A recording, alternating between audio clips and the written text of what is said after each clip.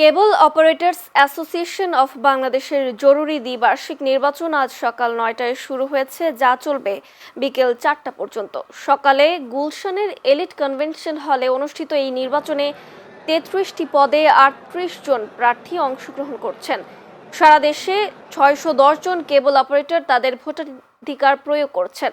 কোয়াব জানিয়েছে ইতোমধ্যে প্রায় ২৫% ভোট গ্রহণ করা হয়েছে, যার সংখ্যা অনুযায়ী প্রায় ১৫২ ভোটার ভোট দিয়েছেন। নির্বাচিত প্রার্থীরা আগামী ২ বছর সংগঠন পরিচালনার দায়িত্ব প্রাপ্ত হবেন। কেবল অপারেটরদের একটা সংগঠন কোয়াব, এটা সমস্ত বাংলাদেশের কেবল অপারেটরদের একটা মিলন মেলা হয় নির্বাচনের মাধ্যমে।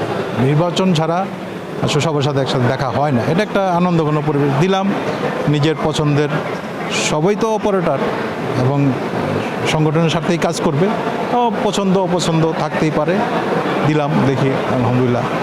ভোটারদের স্বতঃস্ফূর্ত অংশগ্রহণে একটি উৎসবমুখর পরিবেশে নির্বাচন সংগঠিত হচ্ছে। আমরা সম্মিলিত পরিষদ, আমরা ৩৩ জন প্রতিদ্বন্দ্বিতা করছি। আমরা শতভাগ আশাবাদী যে ভোটাররা আমাদেরকে সমর্থন এবং ভোট প্রদান করবেন এবং ইনশাল্লাহ আমরা জয়ী হব। আমরা জয়ী হওয়ার পরে সর্বপ্রথম যে চেষ্টাটি করব সেটা হলো আমাদের এই সেক্টরে বিদ্যমান যে সমস্যাগুলো আছে সেই সমস্যাগুলো দ্রুততম সময়ের মধ্যে সমাধান করার জন্য আমরা চেষ্টা করব।